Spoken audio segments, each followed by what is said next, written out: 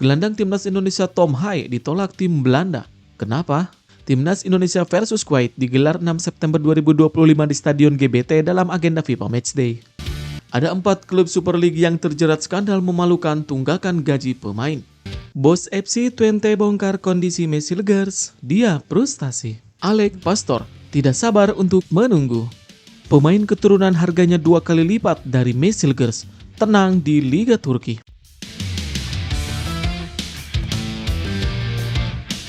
Dua klub yang bisa dituju Tom Hai usai ditolak NAC Breda.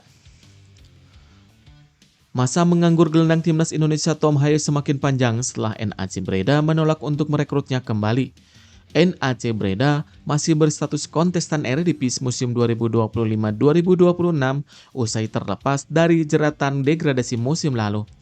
Tim ini menjadi salah satu yang dikaitkan dengan masa depan Tom Hai. Namun, laporan media lokal Belanda menjawabnya. NAC Breda dikabarkan telah menolak usul merekrut kembali Tom Hai dan cenderung ingin merekrut Materits dan klub Brugge. Dengan kondisi seperti ini, Tom Hai bisa saja tidak mendapat klub baru saat musim 2025-2026 sudah dimulai. Meski begitu, masih ada 2 klub yang bisa dicoba Hai, sesuai dengan laporan media Belanda Voetbalflitsen. Klub pertama ada FC Groningen, hanya punya pengalaman yang banyak di kancah Liga Belanda dan level internasional. Ia bisa menjadi mentor untuk para pemain muda FC Groningen, khususnya untuk posisi lini tengah klub tersebut.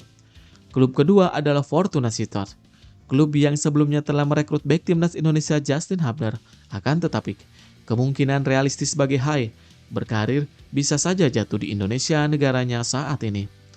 Sejumlah klub besar BRI Super League tentu sangat terbuka menyambut kedatangan Tom Hai seperti Persija Jakarta atau Dewa United.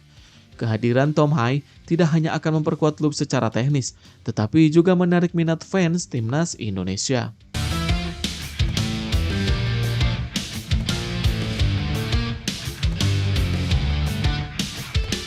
Ada 4 klub Super League yang terjerat skandal memalukan tunggakan gaji pemain. Super League 2025-2026 akan digelar pada Jumat 8 Agustus 2025. Namun, di balik euforia kompetisi kasta tertinggi sepak bola Indonesia ini, dilaporkan masih ada klub menunggak gaji pemain angkanya miliaran rupiah. Lantas, di mana yang masih belum melunasi kewajibannya pada hak pemain? Sayang, klub-klub itu masih dirahasiakan. Ada 4 klub anggota Super League dicatat belum juga melunasi kewajiban membayar gaji pemainnya. Informasi ini diungkapkan langsung oleh Wakil Ketua Asosiasi Pemain Profesional Indonesia Ahmad Jufrianto.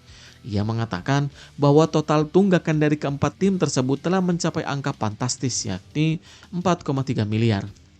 Menurut Ahmad Jufrianto, ada sebanyak 15 pemain yang menjadi korban penunggakan gaji dari keempat klub tersebut. Namun, Jupe memilih untuk tidak mengungkap identitas klub-klub bermasalah itu karena proses penyelesaian masih terus diupayakan secara kekeluargaan. Tak hanya di Super League, persoalan serupa juga terjadi di kasta bawah. API mengungkapkan bahwa masih ada 9 tim dari Liga 2 serta 6 tim dari Liga 3 yang belum menyelesaikan hak-hak pemainnya. Dengan total nilai tunggakan yang menyentuh miliaran rupiah di 3 level kompetisi, API menegaskan pentingnya komitmen dan tanggung jawab klub terhadap kesejahteraan pemain. Jika tidak segera dituntaskan, hal ini bisa mencoreng wajah profesionalisme sepak bola nasional di mata publik dan dunia internasional.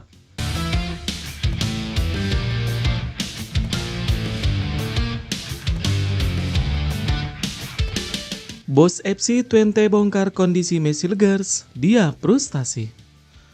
FC Twente kembali membuat langkah strategis di bursa transfer musim panas 2025. Klub Eredivisie asal NSHD itu resmi membawa pulang bek tengah Robin Frover dari Ranger FC.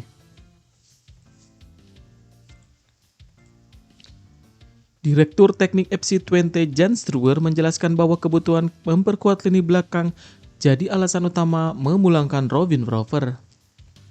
Sebelum merantau ke Skotlandia, ia menjadi andalan di jantung pertahanan Twente dan membentuk duet tangguh bersama Messi Legers. Kini, keduanya kembali berada di dalam satu tim. Namun, masa depan Hilgers justru menjadi perbincangan karena keinginannya untuk hengkang ke luar negeri. Langkah antisipatif ini diambil manajemen agar tidak berada dalam posisi sulit sebagai transfer Messilgers terjadi mendadak. Namun, hingga kini, transfer Messilgers belum juga terrealisasi. Stewart mengakui bahwa situasi ini justru membuat sang pemain frustasi.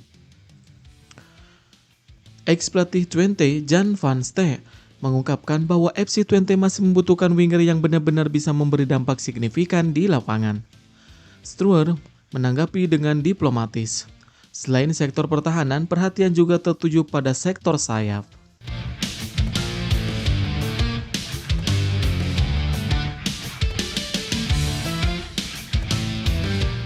Alex Pastor tidak sabar untuk menunggu. Asisten pelatih timnas Indonesia Alex Pastor sudah tidak sabar untuk kembali bertanding bersama skuad Garuda. Dalam unggahan di akun Instagram pribadinya, Pastor tampak menyaksikan ulang pertandingan timnas Indonesia melawan Kuwait yang berlangsung pada kualifikasi Piala Asia 2023. Pertandingan itu yang dimaksud berlangsung di Jabir Al Ahmed International Stadium, Kuwait City. Dalam laga tersebut, timnas Indonesia sempat tertinggal lebih dulu lewat gol Yosep Al-Sulaiman, namun berhasil membalikan keadaan melalui penalti Mark Locke dan sepakan Rahmat Irianto di babak kedua.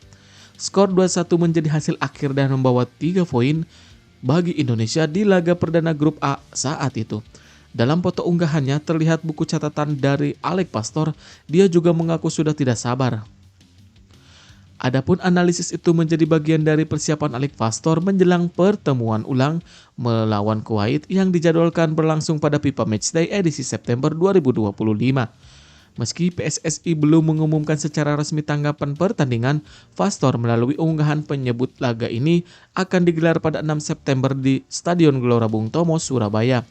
Pertandingan ini bakal menjadi ujian penting bagi Rizky Ridho dan kolega, mengingat laga tersebut merupakan bagian dari persiapan menuju fase keempat kualifikasi Piala Dunia Zona Asia. Dengan lawan yang pernah dikalahkan di pertemuan sebelumnya, Indonesia tentu ingin memanfaatkan momentum untuk memantangkan strategi dan penilaian performa para pemain sebelum menghadapi laga-laga krusial berikutnya.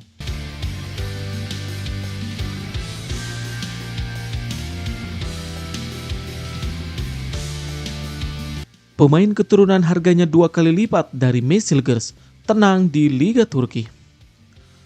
Pemain keturunan yang punya nilai pasar 2 kali lipat dari Messilgers merasa tak terburu-buru menentukan masa depannya dan memilih tenang serta fokus dengan karirnya di Liga Turki. Siapa dia? Bukan rahasia lagi, jika timnas Indonesia memiliki banyak stok pemain keturunan di Eropa yang tinggal dibujuk untuk membela negara leluhurnya. Mayoritas pemain keturunan ini lahir besar di Belanda. Mengingat sejarah panjang Indonesia dengan negara kincir angin itu, para pemain keturunan yang berasal dari Belanda ini memiliki rekam jejak apik karena berkiprah di level teratas, baik di negara kelahirannya maupun di luar negeri. Di skuad timnas Indonesia saat ini, ada 6 pemain keturunan yang diperkirakan di kasta teratas Belanda atau Eredivisie. Lalu di luar Eredivisie, para pemain keturunan kelahiran Belanda juga ada yang bermain di kompetisi top Eropa seperti Liga Turki seperti Zayden Oosterwolde. Zayden, sapaannya, bermain bagi raksasa Turki Fenerbahce yang kini ditukani oleh pelatih top sekaliber Jose Mourinho. Karena bermain di klub besar dan ditukangi Mourinho, banyak pendukung timnas Indonesia yang berharap agar Zayden dinaturalisasi. Tapi Zayden Oosterwolde tampak memilih tenang dan tidak terburu-buru menentukan masa depannya seperti memilih negara yang akan dibelanya. Zayden Oosterwolde dilabeli oleh para pendukung timnas Indonesia sebagai pemain keturunan grade A karena rekam jejaknya di sepak bola Eropa. Tercatat, pemain berusia 24 tahun itu pernah bermain bagi FC Twente, Parma, dan kini membela Fenerbahce. Karena rekam jejak itu, Zayden punya nilai pasar 2 kali lipat dari Messilgers, yakni sekitar 13 juta euro atau 247 miliar. Tingginya nilai pasar itu tak lepas dari kualitasnya. Sebagai bek kiri, Zayden punya kualitas yang baik dalam bertahan dan menyerang. Tak mengherankan, pemain berpostur 189 cm itu diharapkan bisa dinaturalisasi oleh PSSI. Meski stok bek kiri atau bek tengah timnas Indonesia menumpuk. Meski banyak dukungan untuk dinaturalisasi, Zayden memilih tenang dan fokus ke karirnya di level klub. Apalagi dirinya baru saja pulih dari cedera parah yang memaksanya absen nyaris semusim penuh. Selain belum menerima pinangan naturalisasi dan membela timnas Indonesia, Zidane diam-diam masih mengharapkan dipanggil oleh timnas Belanda.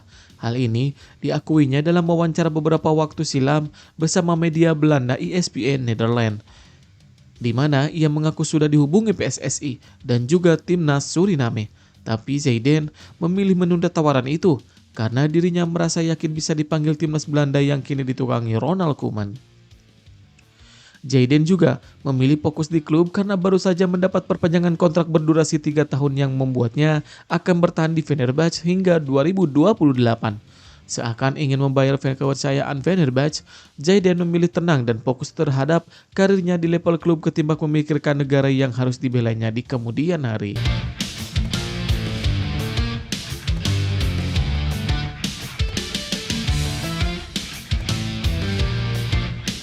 Sindir timnas Indonesia, Kim Sang-sik sebut skuad Garuda bakal sulit dikalahkan andai masih dilatih Sinteyong.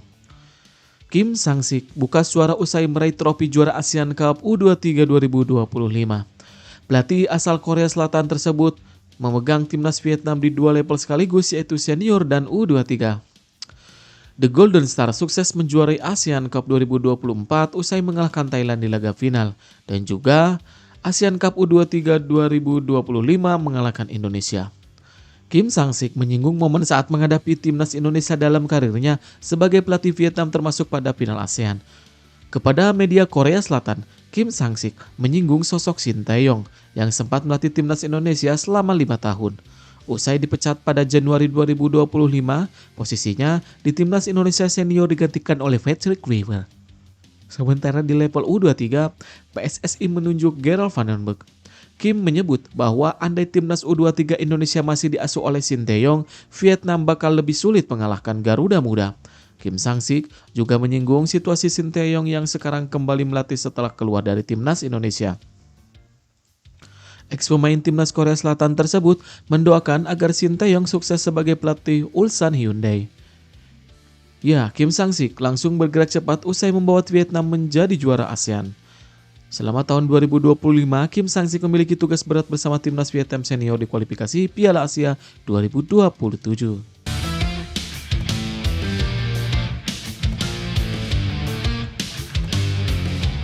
Gelandang timnas Indonesia Tom Hai ditolak tim Belanda. Kenapa?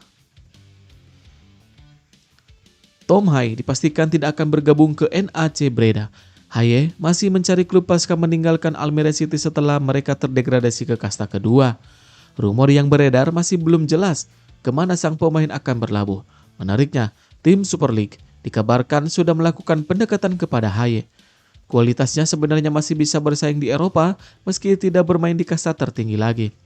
Laporan Football International menjelaskan bahwa kesepakatan antara NAC Breda dan Tom Haye sulit terjadi.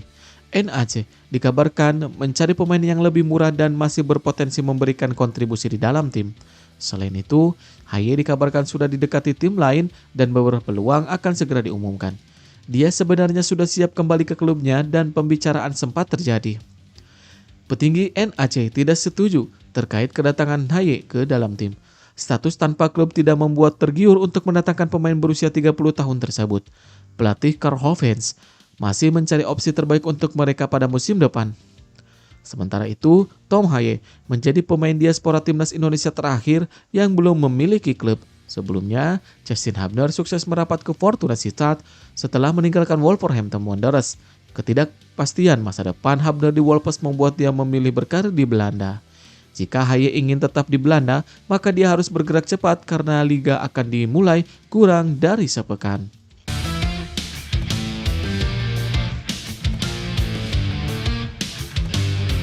Putri klarifikasi tak dipanggil timnas putri Indonesia di ASEAN Women Cups.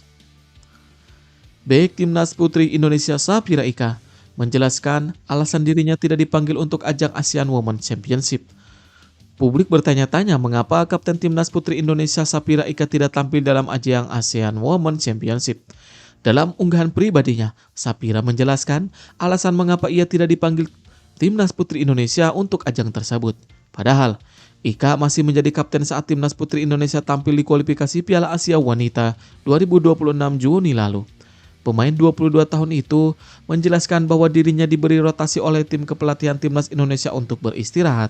Pasalnya, dalam 1 tahun terakhir jadwal timnas putri Indonesia cukup padat, sehingga rotasi membuat beberapa pemain rawan cedera.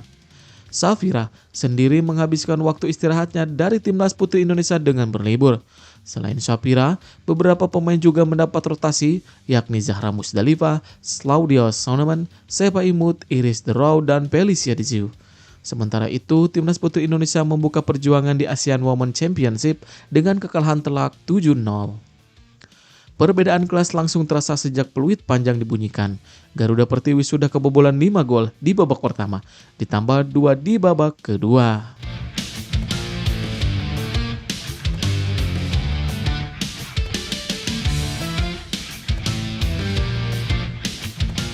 Breaking news, Timnas Indonesia versus Kuwait digelar 6 September 2025 di Stadion GBT dalam agenda FIFA Matchday.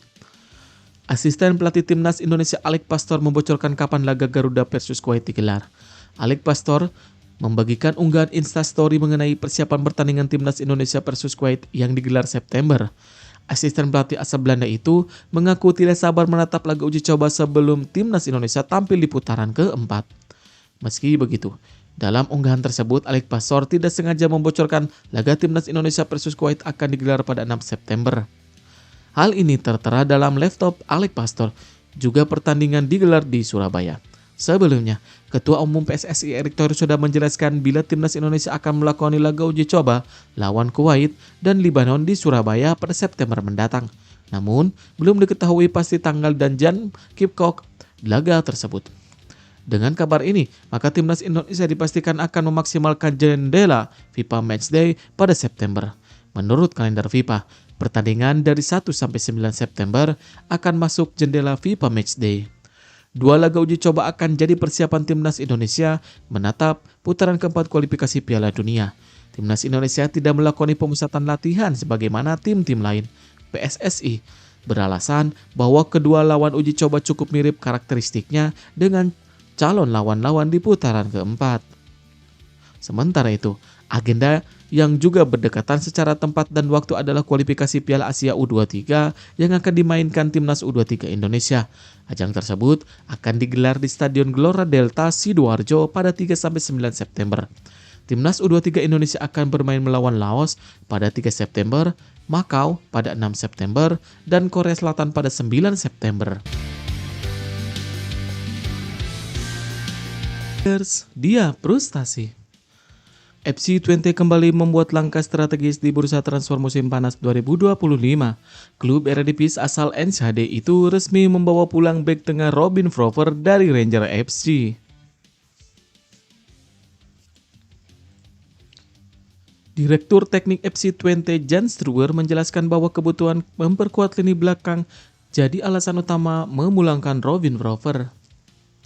Sebelum merantau ke Skotlandia, ia menjadi andalan di jantung pertahanan Twente dan membentuk duet tangguh bersama Miss Hilgers.